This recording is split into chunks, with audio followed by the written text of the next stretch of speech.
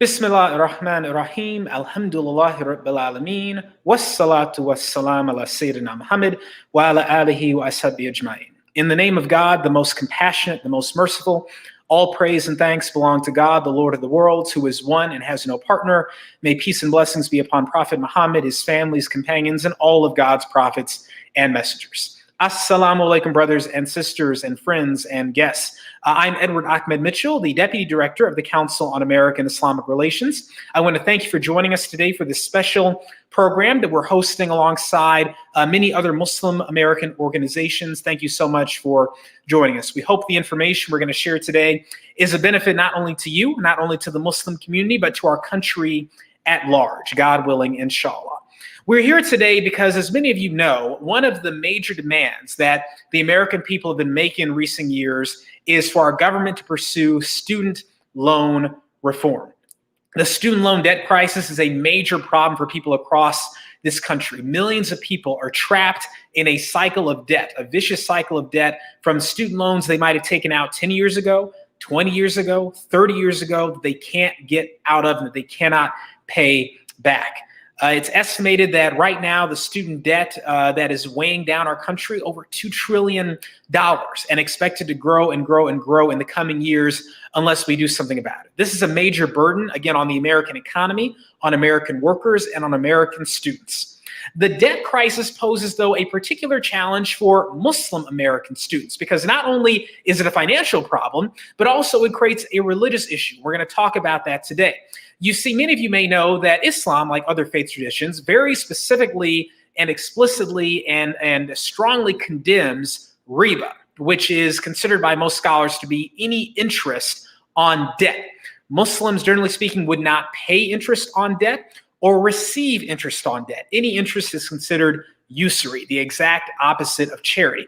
And so when Muslim students are looking to pursue higher education, to go to college, grad school, law school, medical school, they often have a choice to make. Am I going to pursue higher education so I can help society, build a family, take care of myself? Or am I going to have to delay that because I don't want to take out an interest-based loan to cover the expensive costs of school? Some students end up delaying school to go work and try to earn money. Some decide to compromise and they feel that it's appropriate, that they have no choice but to take out that loan so they can go to school. That is not a burden that students should have to bear in this country. Number one, because they should be getting a religious accommodation. And number two, because interest-based debt is bad for everyone. We've seen this not only in the student loan debt crisis, but in the housing crisis and so many other financial crises that have occurred in this country and around the world that can be traced in part back to the problem of interest-based debt. So that's what we're going to talk about today, inshallah. Over 30 Muslim organizations have come together to send a letter to the Biden administration, to the Department of Education and the White House, calling on them to pursue student loan reform that will address both of these problems. As you know, many people have called for the cancellation of student debt. Some say 10,000, some say 50,000, some say all of it. We support those calls. A significant amount of student debt should be canceled by President Biden using his executive authority. But he needs to go further because even if you cancel 50,000 student debt, there's still a lot of people going to be weighed down with loans they can't pay back. And there's still going to be students right now having to take out loans that will burden them potentially for the rest of their lives. And that brings us to the proposal that we are sharing today and that we shared with the Biden administration last week.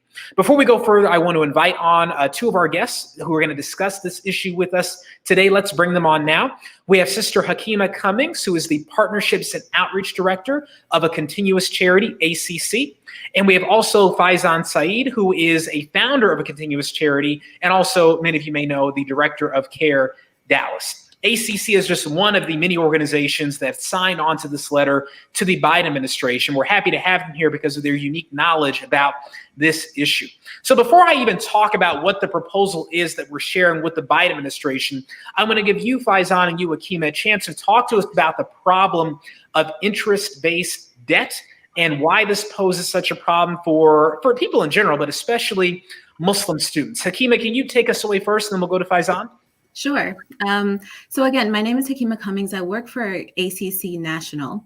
So I am the outreach and partnerships specialist for the national team. And I joined about a year ago. So I'm one of the newest members of that team. And our our goal ever since 2013, of course, Brother Faizan can agree with this, has been to alleviate this burden, especially on the Muslim community. So we offer interest-free loans for Muslim students in America ever since 2013.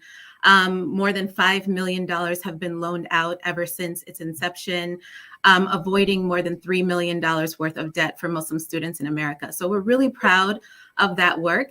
I do have a personal story that has led me to working for ACC.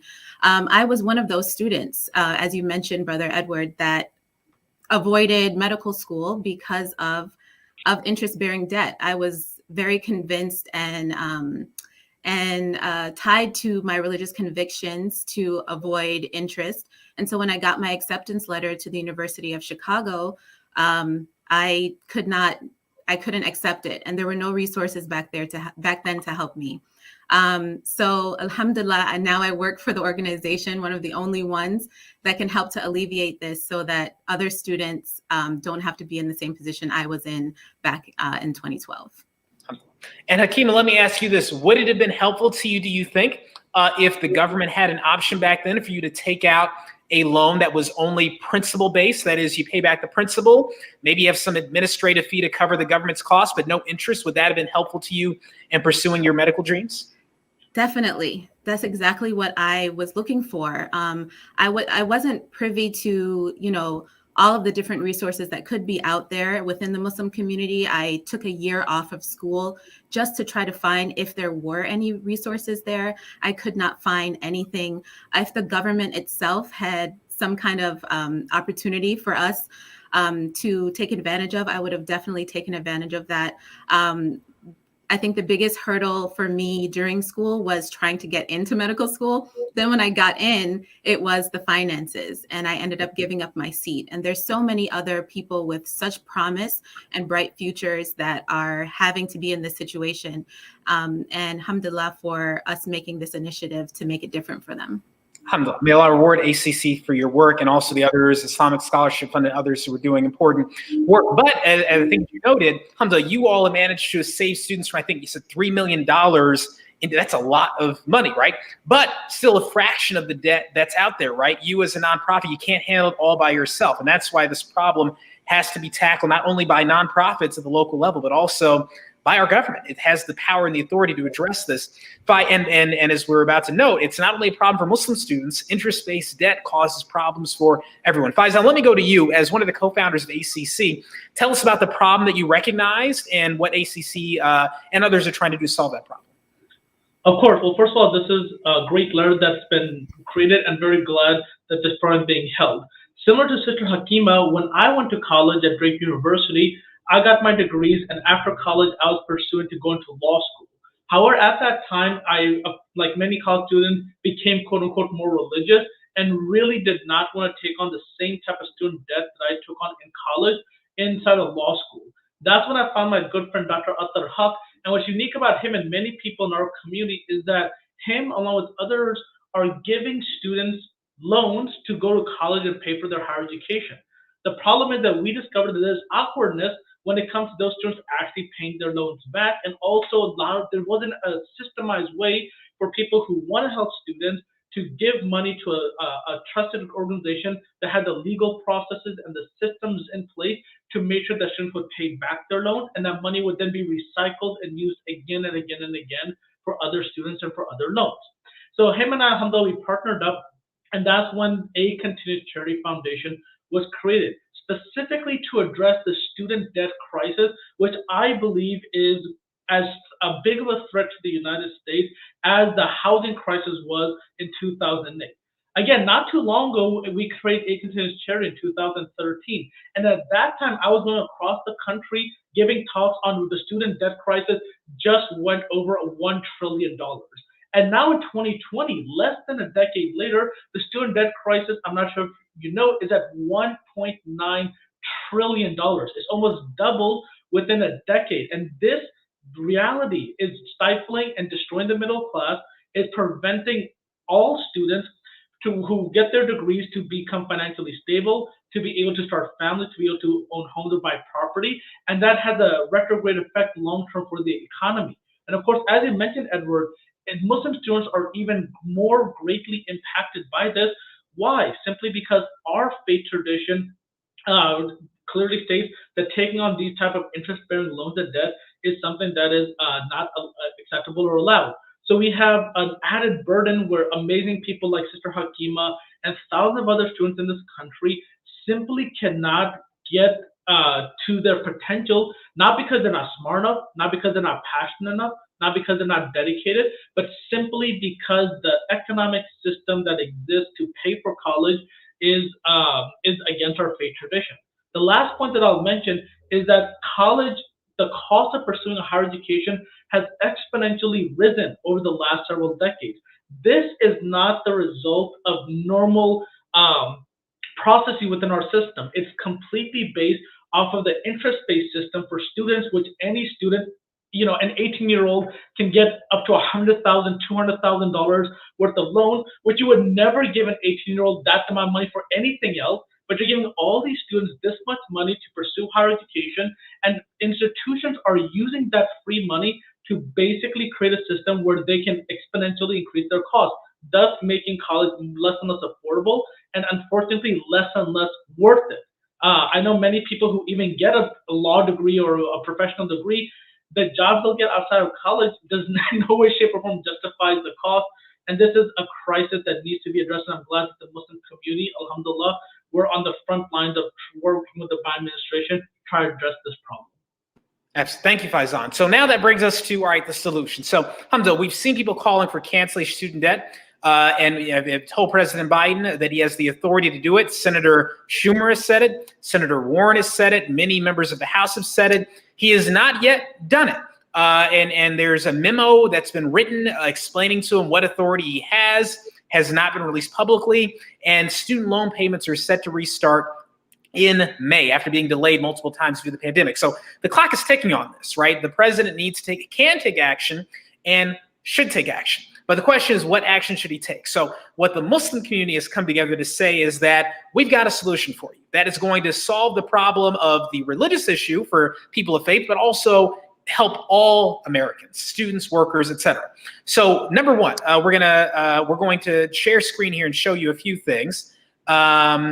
Oh, they're having some technical problems, so that's okay. We can tell you what it is, and then our producer will try to put on screen what we want to show you. So number one, as we noted, at least 1/3 of American students go into debt to pay for college, right? We're at $1.6 to $1.9 trillion in student loan debt, depending on what organization's numbers you look at.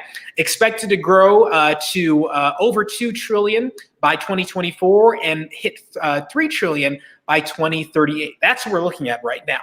Now, the problem, of course, is that interest-based debt, especially with student loans, traps you in a cycle of debt you often can't get out of. You might borrow, say, $50,000 to complete your bachelor's degree, and 20 years later, you might have paid $50,000 back to the government and still owe $100,000, right? Because the way the interest-based system works is you're accumulating debt, you're accumulating interest, and so it's like trying to walk uphill on an escalator, walk downhill on an escalator, right? You keep making progress, but the escalator is moving you in the wrong direction. And so that's the problem that we're facing. It's a huge crisis, and it's a burden on young people, on older people, on workers, people having to delay families, all sorts of problems for our society interest-based debt creates. As Faizan Hakima noted, it's a particular problem for Muslim students because the Quran very explicitly forbids interest-based debt. Now, if you read the Bible, for that matter, also has verses that address the issue of why usury is bad. And for most Christian and Jewish and Muslim societies throughout history, interest was not allowed. It was forbidden by law. That was true in the Catholic world, Muslim world, etc. Obviously, that changed as countries became more secularized. And now in the modern day, interest-based debt is a perfectly normal part of society and an important part of modern finance, even in many Muslim majority countries. And yet we continue to see the disastrous effects that it has on people. So how do we solve this when it comes to the student loan debt crisis? Here's what we're recommending to the Biden administration. Number one, this student loan repayment starting in May, not a good idea. The economy is still up and down. People are still going through difficulties post-COVID, the supply chain crisis, inflation. This is not the time to restart student loan payments. So we are calling on the Biden administration, number one, to extend the moratorium on student loan payments until at least next year, if not longer, but at the very least until next year, number one. Number two, we believe he should absolutely use his executive authority to cancel a significant amount of student debt. $50,000 would be great, more would be great, but whatever he does, he should cancel a significant amount of student debt. But then what do you do about the people who are remaining in a large amount of interest-based debt? We, in our letter, said to President Biden, what you should do is this. For anyone who has debt left over, you should look to see, have they already paid more than what they borrowed in the first place? That is, if you have already paid back to the government or to your private loan agency more than what you borrowed in the first place, forgive those loans as well. Wipe them out completely. They've already paid back what they borrowed. It would be immoral to make them continue paying more money. It's the inherent evil of the interest-based system. Forgive those loans completely. That's the second thing we asked for. The third thing is this. For students right now who are trying to go to school, college, medical school, law school, other, etc., waive the interest on their loans. By executive authority right now, order that interest on loans that are remaining and are going to be taken out is waived, is forgiven, that the only thing people have to pay back is their principal. And this should obviously be enshrined in law, so the next president can't change it. And the way the system would work, as we outline in the letter, is simple, that we call these principal loans. Both because they are principle-based and also because they're based on the principle that interest is not good for society. So principled loans. So what Congress should do is establish principle-based loans. The only cost students may need to pay is an administrative fee to cover the government's cost of administering the loan, because the government's going to have people to actually oversee and administer the loan for its life. So, it could be a fixed cost, $20, $50, whatever it is. But aside from that, no payments, no interest. People just pay back the principal of their loan and move on with their lives. That makes the loans more reasonable because people have a chance to pay them back. It stops schools potentially from treating the government like a candy machine. We can keep increasing prices because the government's just going to keep shelling out money. And this will give immediate relief to millions of people around the country who are burdened by interest-based debt, and make a way for students like Hakima to go to medical school, to go to law school, to contribute to our society, to go to college, to go to grad school without having to violate their fundamental religious beliefs. So we think in the Muslim community, this is a good idea. It's a reasonable, fair proposal. And I think it's a good out for President Biden, who is apparently struggling with what to do about this. This is a long-term solution that will help alleviate the problem of student debt in our country, alleviate the people who are suffering right now, and also protect people from having this problem in the future. Hakima, let me turn it back to you. What do you think? Obviously, you all support the proposal, but tell us what you think about the proposal and how you think it might help our country and the community. I, of course, as someone who works for ACC, I throw my support completely behind, the mission and vision of the letter, the proposal, and it aligns so well with what we've been trying to do for so long, and the capacity for, like you said, small organizations to solve this problem for a niche or audience of just Muslims. It's not going to solve this kind of system of oppression that we've become used to as Americans, where everything is based on interest. So we thank you. We're honored, and we're honored to continue to do this work. Thank you. Faizan, your thoughts? This is a extremely important proposal. It's timely because in just a few months, the moratorium on student debt is going to end theoretically, and if that ends, you can I bet you're going to see a large amount of defaults on student loans that will impact students' credit, their ability to borrow again in the future. This will have an adverse effect on the largest population of Americans today, which are millennials, who have the largest burden of student loans, and then, of course, Generation X, Z moving forward. Another thing we have to remember is that the student loan debt crisis is a crisis that can be very easily alleviated, as Brother Edward mentioned, by the federal government, specifically by the President of the United States. He has the power to do this, and I believe he definitely should do this. The last main thing I want to say is economic recovery. Right now, we're still recovering from the crisis of COVID-19 and its impact on our society. The problem with student loan debt and the interest particularly that's on it is that money is being spent on paying back the interest on your loan, not being a good consumer and buying things that stimulate the economy. people who own businesses, own local shops, who sell goods or services. As a student or as somebody who has a debt, I have to choose between paying off my debt or actually buying the things I need and stimulating the economy. The only people that benefit from the current financial situation when it comes to student debt are these middlemen companies who give out these student loans. I'm not talking about the federal government, but really the more egregious organizations that are out there. They're the ones that benefit, and they're the ones that make the most profit, and they're not providing any service of benefit to the larger economy other than financially profiting for themselves. If you want to see small businesses thrive, if you want to see the economy be stimulated, then by removing this burden on such a large population, you'll get more people to pursue higher degrees and higher education, and then they will then in turn buy things, stimulate the economy, which is how we build a stronger and better society. I think this is an extremely important letter. I'm grateful for all the organizations that signed on. I hope more faith communities will sign on as well, along with other organizations, because what's too big to fail wasn't the large corporation 2008. What's too big to fail today is the 43 million students who have these interest-bearing loans. That's too big to fail. And if that population fails, you can expect tremendous impacts on the economy. That'll be adverse to everybody. Absolutely, Faizan. And you noted this earlier. I mean, student loan debt is unique in that in no other time in your life would someone just give you $100,000, $200,000, no strings attached, just because you asked for it. And especially if you are impoverished, right? An 18-year-old who wanted to buy a house and get $200,000, no way. But if you want a student loan, sure, go for it. And these cannot be, you can't get rid of them in bankruptcy. They stick with you your whole life. There is no getting out of it.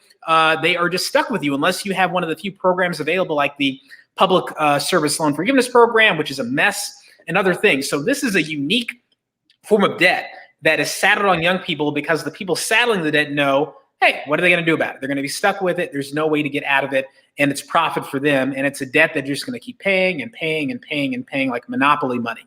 And so this is exactly why Allah, God, forbids interest, not only just for Muslims, but is inherently evil and wrong for all people. Yes, interest-based debt might allow you to go buy some things you would normally not be able to afford, but at the end of the day, the ultimate evil of it is you're trapped in a cycle of debt that you likely will not be able to pay back. And if you experience any difficulty in life, you really, really could be in a difficult situation.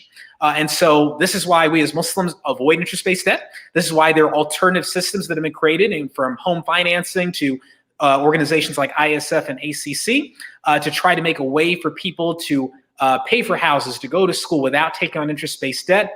But this is something our government should now get into. It's time to go old school. Look back to how societies before managed this issue.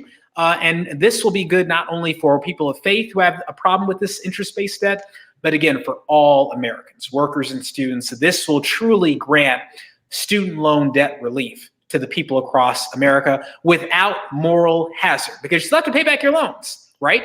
It's just you now can pay back your loans because you're not dealing with the interest-based debt on it. So this is something that liberals, conservatives, people who are worried about the government budget should be able to get behind. So we hope to see our President Biden take this seriously. We hope to see him use his executive authority to cancel student debt and to waive interest on loans. He has the authority to do it. He should do it. There's no excuse for not doing it. This is an easy ask, and it's the right thing to do, and it's good for America. Hakima, Faizan, thank you so much for joining us today. I want to thank everyone who has been working on this proposal over the past year. I want to especially thank the National Association of Muslim Lawyers. I have the honor of serving as the president-elect this year. They were part of the group that worked on this proposal, as well as the Islamic Scholarship Fund and a continuous charity, and all the organizations that signed on to the letter. I'm going to briefly read their names, not briefly because there are a lot of them, but I just want to recognize everyone who also signed on and supported this. So we have Access of WNY, the American Muslim Bar Association, American Muslims for Palestine, the Arab American Association of New York, the Arizona Cultural Academy, the Arizona Muslim Alliance, FODA Law Group LLC, Helping Hand for Relief and Development, ICNA Council for Social Justice, the Islamic Association of North America, the Islamic Shura Council of Southern California, the Islamophobia Studies Center, the Libyan American Alliance, Majlis Ashura, the Islamic Leadership Council of New York, MSA West, Muslim American Society, the Muslim Community Network, Impact, the Muslim Public Affairs Council, again, NAML, National Association of Muslim Lawyers, the New York Immigration Coalition, Northeast Refinishing Group, Secure Justice, Support Life Foundation. Together we serve Women Watch Africa, Young Muslims, and the U.S. Council of Muslim Organizations, and the 30 plus organizations that are part of USCMO.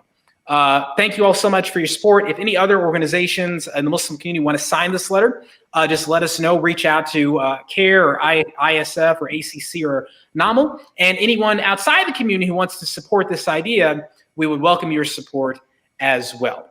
Thank you all so much. Jazakallah and Karen. May Allah guide us all to be just to each other, to be just to those in debt, and grant us relief from the problem of interest-based debt. Thank you both. Thank you all. Assalamu alaikum. May peace be upon you. Oh, and you can find a link to the letter in the comments on Facebook or on our website. Thank you. Assalamu alaikum. Thank you for having us. Thank you so much.